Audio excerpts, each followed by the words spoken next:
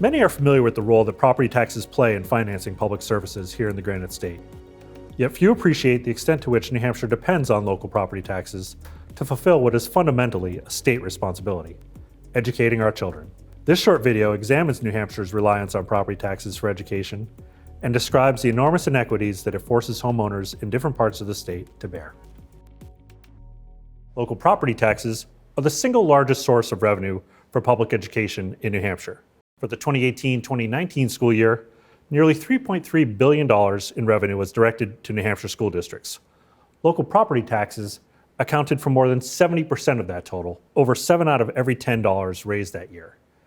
State aid comprised about 20% of the remainder in the form of adequacy aid, funds flowing from the lottery, and other forms of state assistance like school building aid. Federal aid made up a very small proportion of this total in 2019, really just about 5%.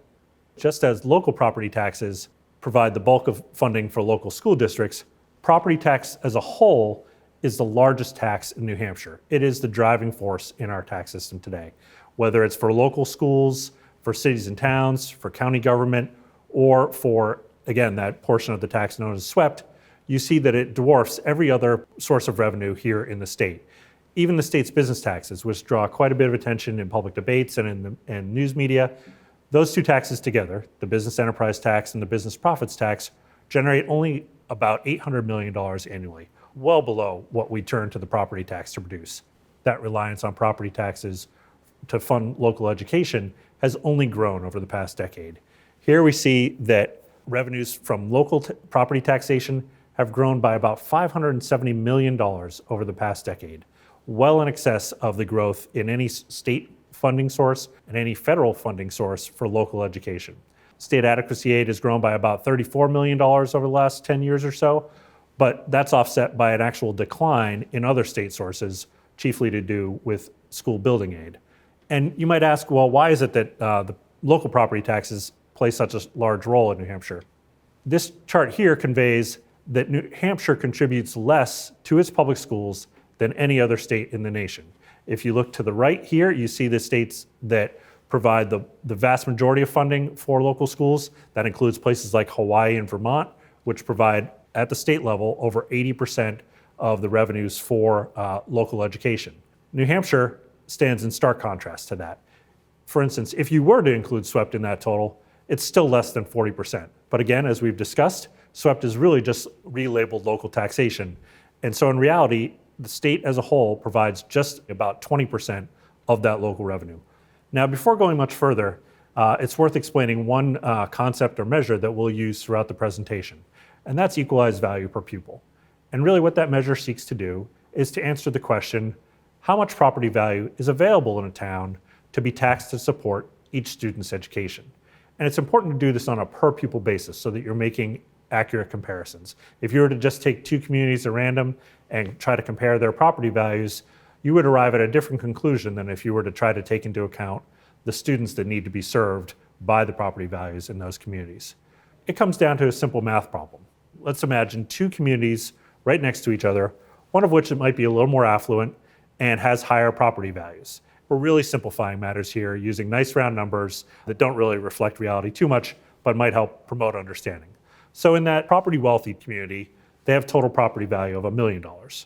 The town next door is not quite as well off. Its property value is only total to $400,000. Now imagine that these two communities need to accomplish the same goal. They need to provide new science textbooks for third and fourth graders in their communities. And so they have to generate that money from the property tax. If they were to each impose a rate of $10 per thousand, given the differences in property value, they would generate substantially different sums of money. That more property wealthy community is going to generate $10,000 to pay for those textbooks. The less affluent community, the one with lower property values, is only going to generate about $4,000. If that bill were $10,000, they would have to impose a rate of $25 per thousand, 2.5 times that of the neighboring community, just to achieve the same result because of the differences in property values.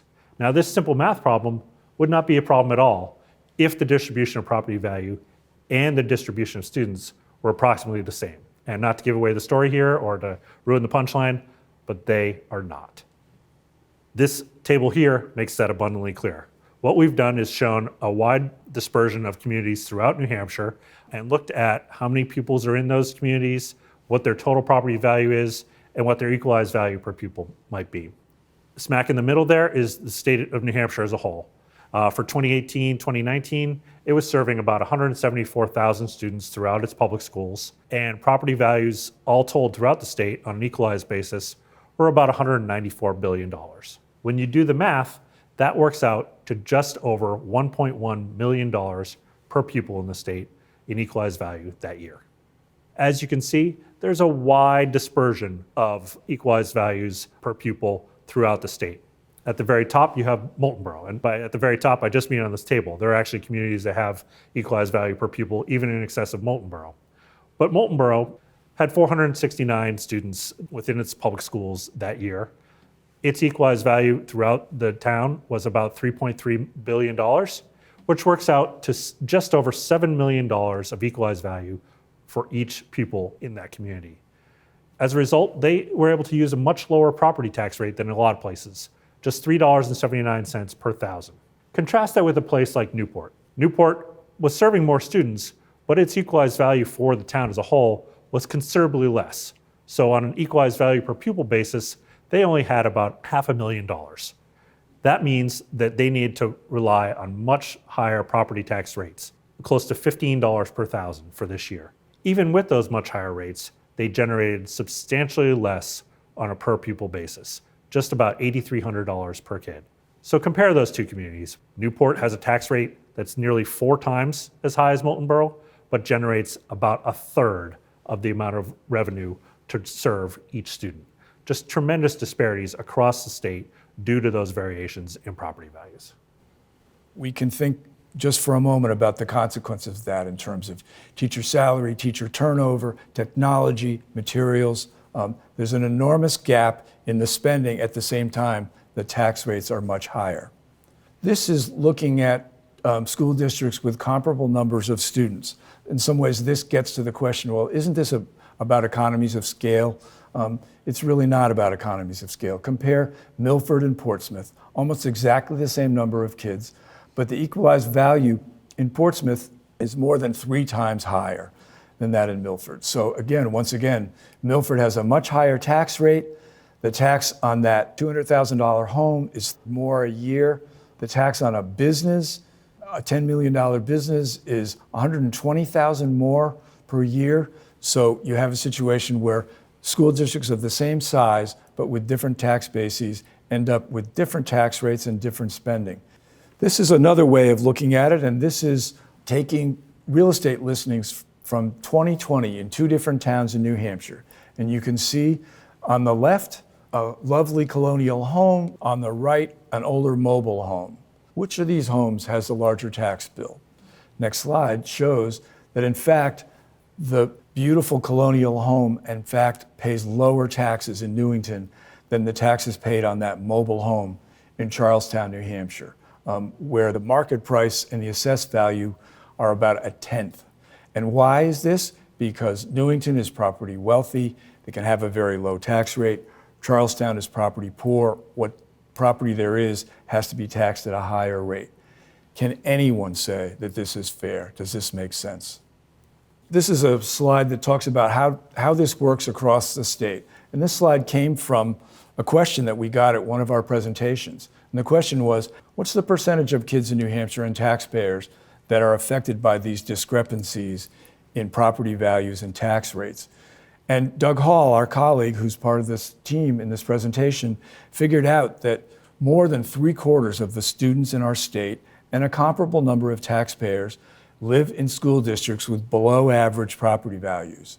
Only 1/4 of the taxpayers and students live in districts with above average property values. So that means that for 3/4 of the school districts, and those districts include all the cities in the state except Portsmouth and Lebanon. So Manchester, Nashua, Keene, Concord are all in the have-not end of this. That means that the taxpayers in all of those places have to run faster and sweat more. They have to pay higher rates, but those districts can spend less. You can reach us by phone, by email, on the web, and through Twitter. and we encourage you to contact us. We are interested in making these presentations around the state, so please reach out to us, and thank you very much.